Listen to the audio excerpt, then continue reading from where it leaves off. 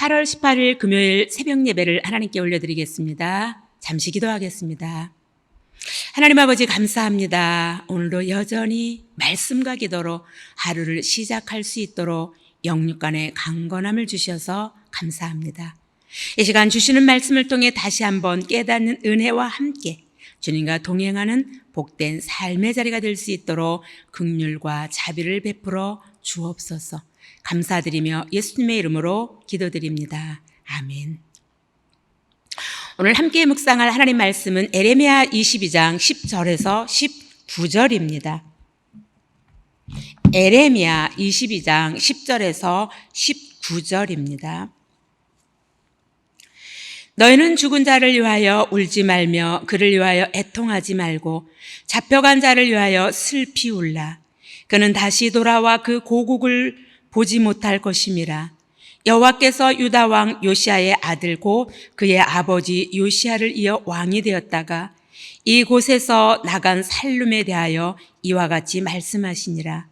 그가 이곳으로 다시 돌아오지 못하고 잡혀간 곳에서 그가 거기서 죽으리니 이 땅을 다시 보지 못하리라. 불의로 그 집을 세우며 부정하게 그 다락방을 지으며 자기의 이웃을 고용하고 그의 품삯을 주지 아니하는 자에게 화 있을진저 그가 이르기를 내가 나를 위하여 큰 집과 넓은 다락방을 지으리라 하고 자기를 위하여 창문을 만들고 그것에 백향목으로 입히고 붉은 빛으로 칠하도다. 내가 백향목을 많이 사용하여 왕이 될 수 있겠느냐?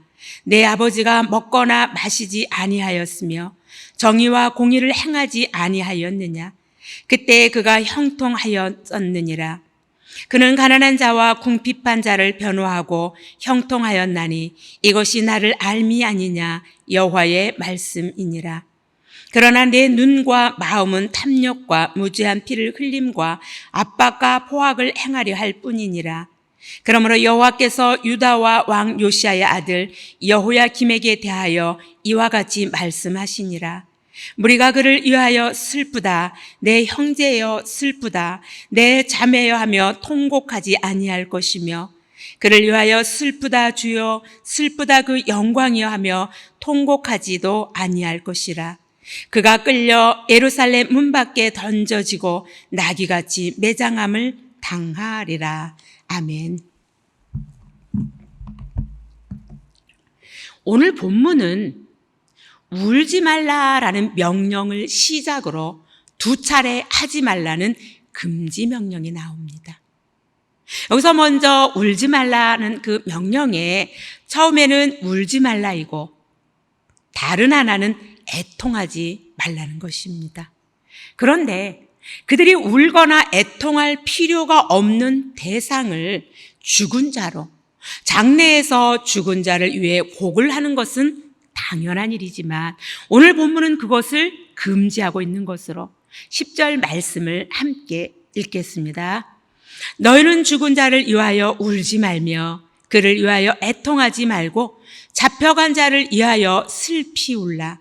그는 다시 돌아와 그 고국을 보지 못할 것임이라. 아멘. 여기서 죽은 자는 요시아를 말합니다. 그리고 잡혀간 자는 요시아의 아들 여호아스를 말하는 것으로 요시아는 BC 609년에 무기또 전쟁에서 전사하게 되지요.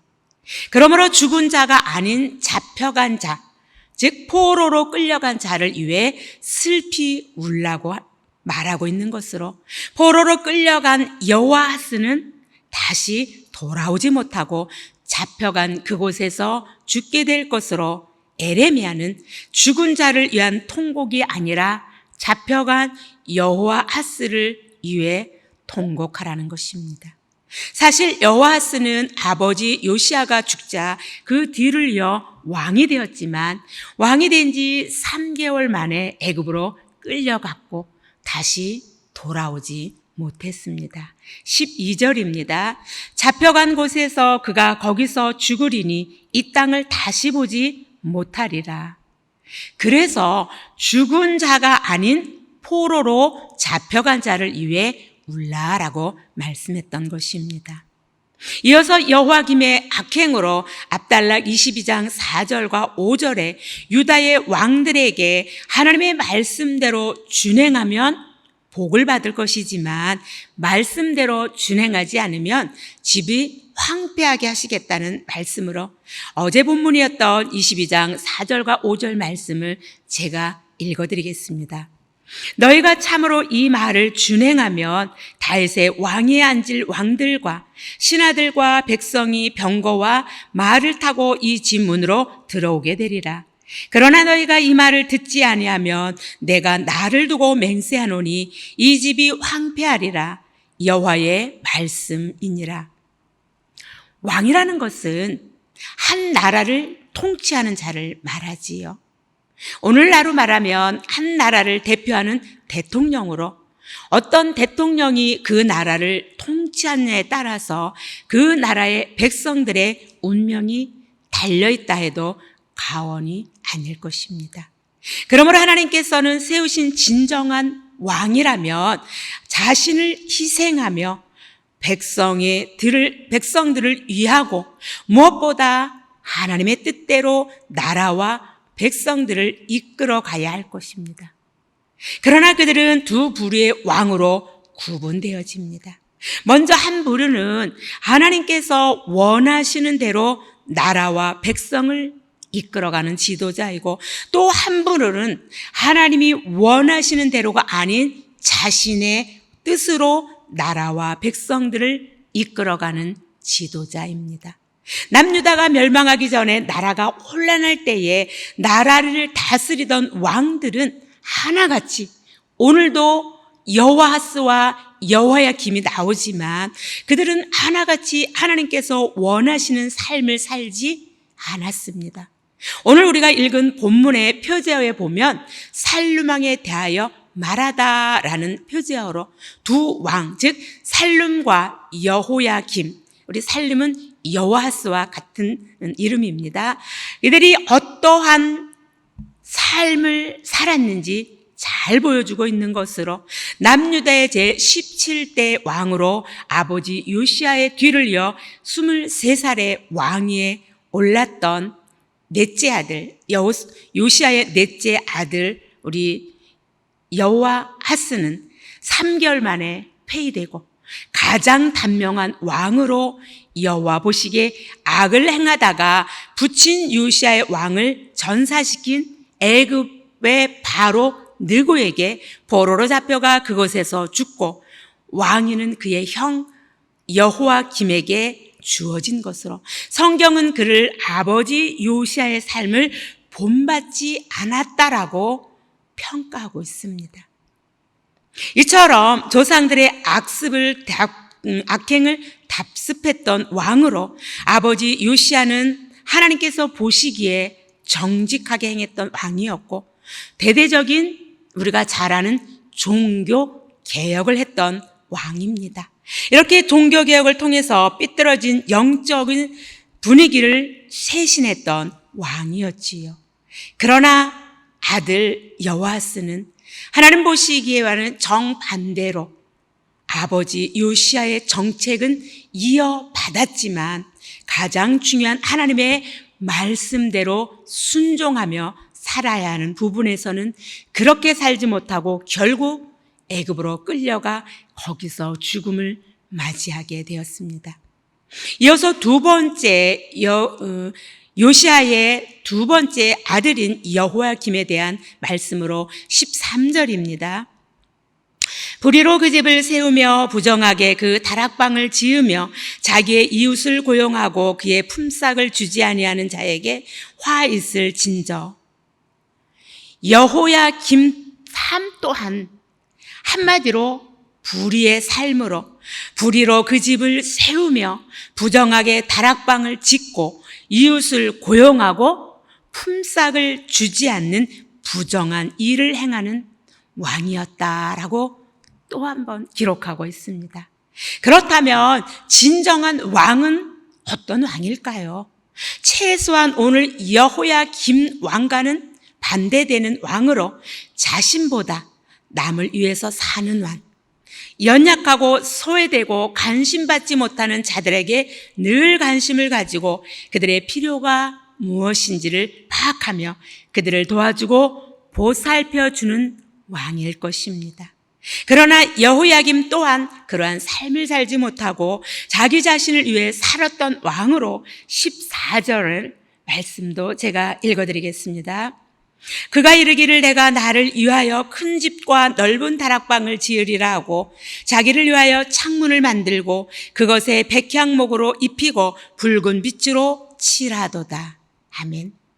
여기서도 마찬가지로 그는 자신을 위해 비싼 목재인 백향목으로 왕궁을 지었던 왕으로 17절에 내 두 눈과 마음은 탐욕과 무죄한 피를 흘림과 압박과 포악을 행하려 할 뿐이라고 성경은 기록하고 있습니다.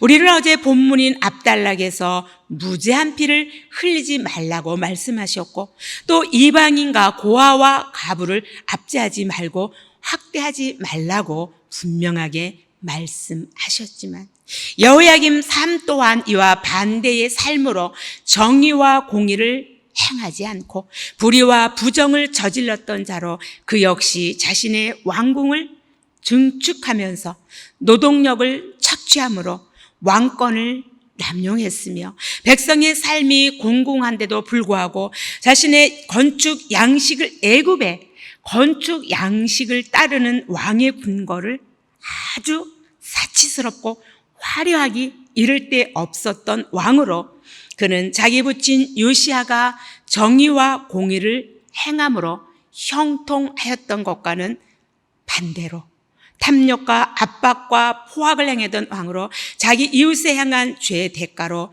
죽음의 자리에서 애곡할 사람이 없게 하시고 그의 시신이 어떻게 짐승같이 내팽겨질 것으로 예루살렘 문 밖으로 던져지고 나귀같이 매장함을 당하리라고 기록하고 있습니다.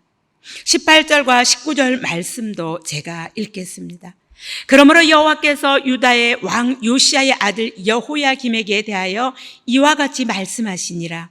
무리가 그를 위하여 슬프다. 내 형제여 슬프다.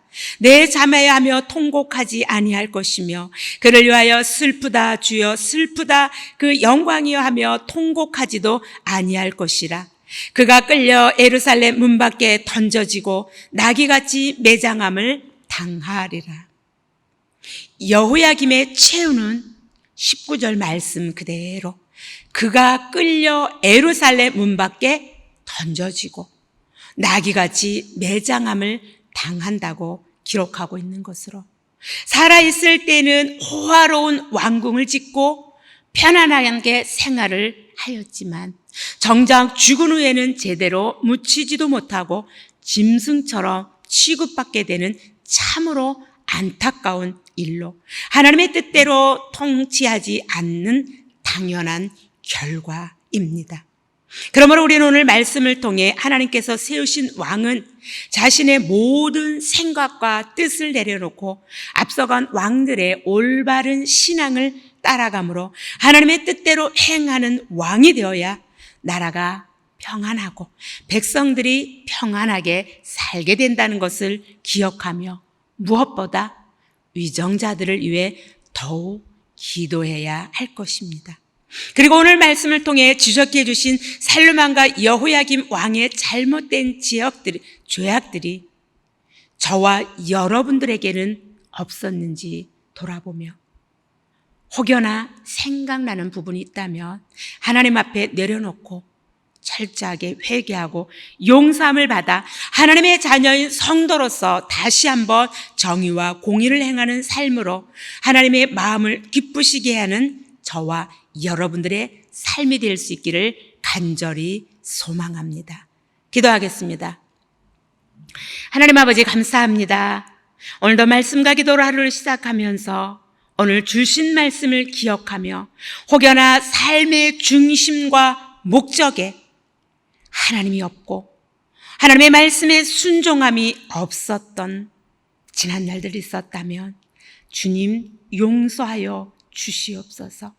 하나님의 용서함과 회개에 이어서 하나님께서 기뻐하시는 삶이 무엇인지 분별하며 하나님의 뜻에 합당한 삶을 살아낼 수 있는 참된 신앙의 승리자가 될 수 있도록 긍휼과 자비를 베풀어 주옵소서. 감사드리며 예수님의 이름으로 기도드립니다. 아멘.